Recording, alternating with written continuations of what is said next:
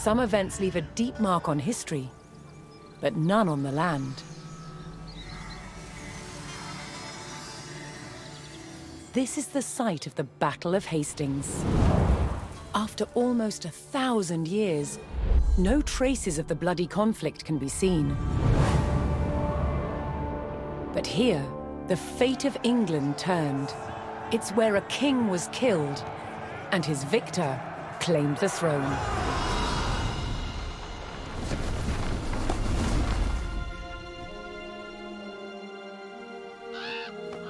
October 14th, 1066. We know what happened here on this day, thanks to this. The Bayeux Tapestry. A carefully preserved, illustrated record of events. It shows the main players.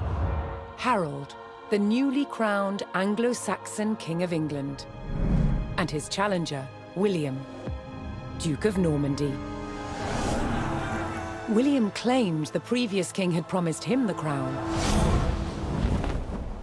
So, he assembled an army and prepared to sail to England to fight King Harold for the throne. But a storm thwarted his plans. Meanwhile, Harold discovered that a Viking invasion had landed in the north.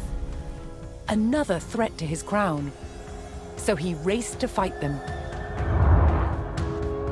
In France, William waited for the right conditions to sail across the Channel to England.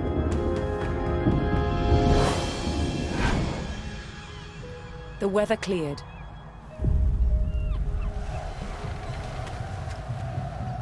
He seized his chance.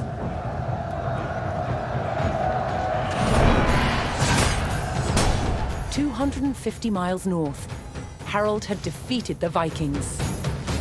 Now, hearing of William's arrival, his army sped south. At 9 o'clock in the morning, on this hill, William's Norman army were ready to do battle with Harold's Anglo-Saxon men.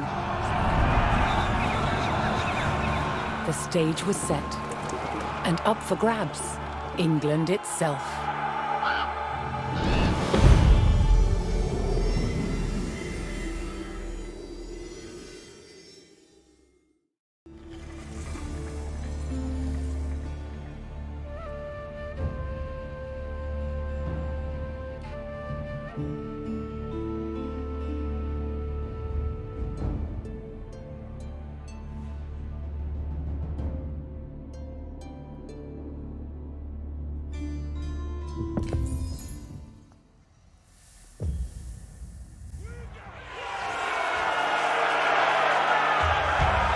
On October 14th, 1066, William of Normandy stood ready for battle at the base of a hill.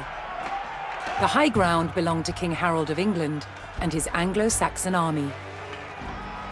Here, on this hilltop, the fate of England would be decided.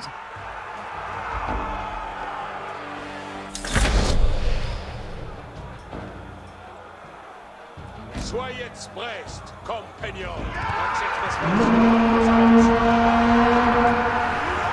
William's Norman army made the first charge, launching a direct assault on the shield wall.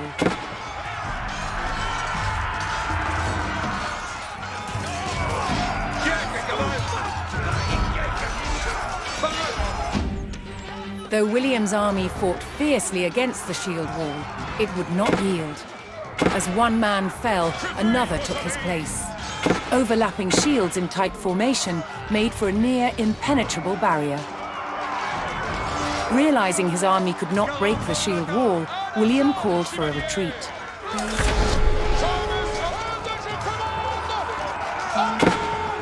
William's feigned retreat was working.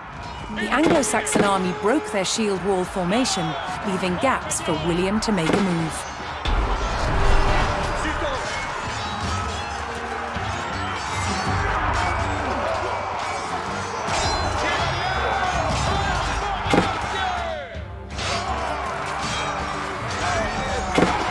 With Harold's men no longer in shield wall formation, William could pick them off as they charged. Donnez nuevos habits. Honor est d'obéir. Obéir, c'est vertu. Trickery was obeyed. Donnez nuevos habits.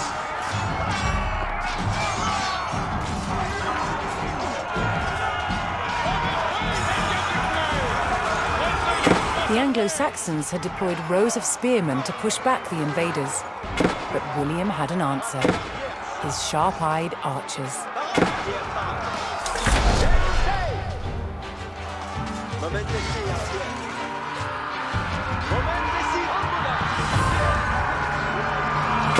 More Norman men-at-arms reinforced William's army. Nuevos habits.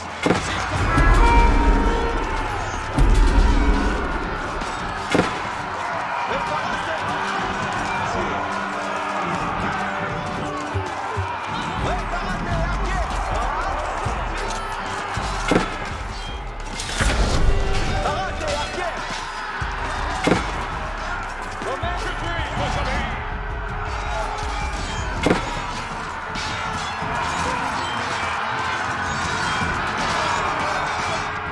Additional Norman archers joined the battle. Honor est d'obéir. Champion.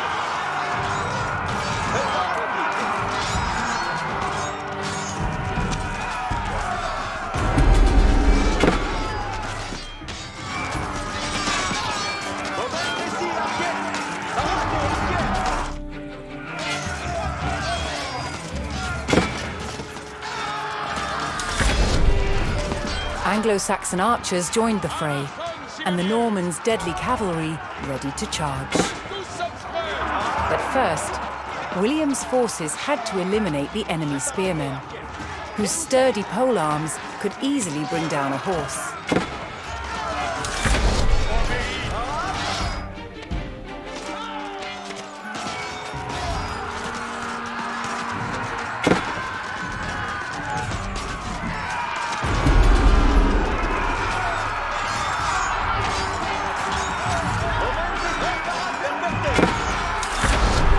Donnez nuevos habits. Pour votre service.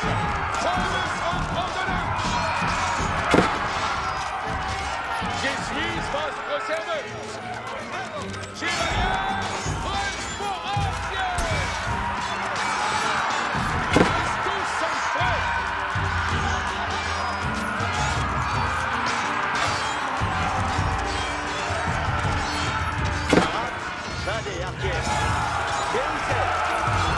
With the threat of spearmen cleared from the field, William's cavalry was free to charge at the Anglo-Saxon archers.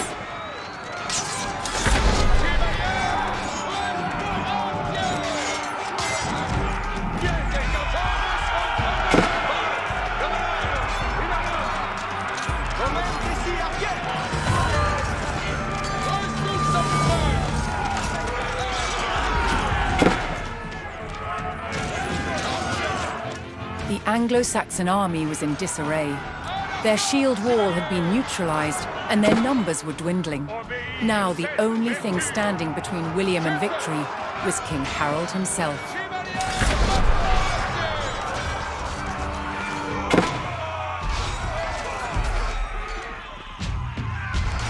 The last of Harold's men encircled their king, prepared to lay down their lives to save his.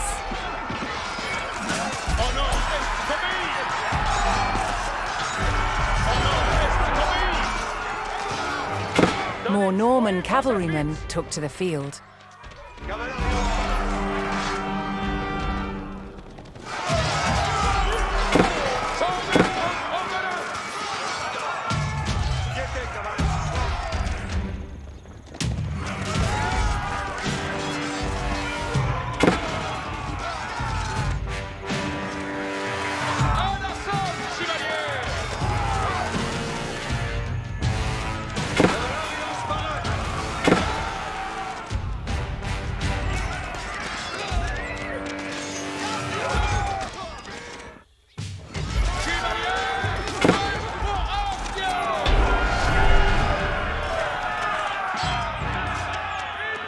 The Anglo-Saxon King Harold had fallen.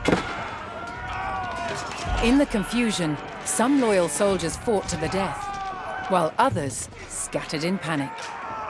Liquidons! Avertisens vostre courage, compagnons!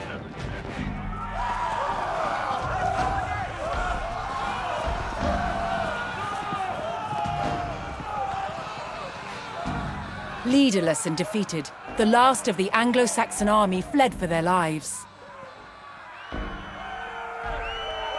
The Normans celebrated victory over the English king, but William's quest to rule England was just beginning.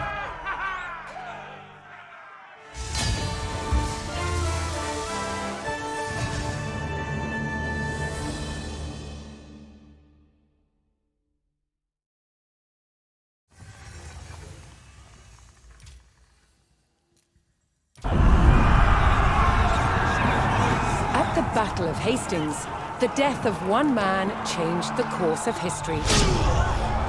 The Anglo-Saxon King Harold was killed here, on England's south coast.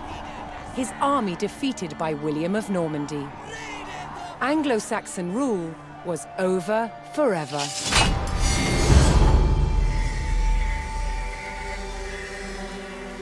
At Westminster Abbey on Christmas Day 1066, William was crowned the first Norman King of England. Now he had to secure power across the country. He began by stamping his mark on the landscape, building cathedrals and castles at strategic locations. Nothing like them had been seen in England before. They reminded the Anglo-Saxon population exactly who was in charge. But not all were content with living under Norman rule. Anglo-Saxon revolts broke out across the country. King William acted quickly to crush these rebellions. But there was one region where dissent was spiraling out of control: the north of England. In 1069, a group of lords from Northumbria formed an alliance with Viking invaders. Together, they approached Norman-held York, a large city with an important cathedral, still protected by ancient Roman walls. But the walls couldn't save York. The city and the castle fell to the rebels. William's new kingdom was under threat. He had to get the city back under Norman control. William had no choice but to order his men north. But as the Norman forces set off on their long march towards York, how much resistance from the rebels would they encounter?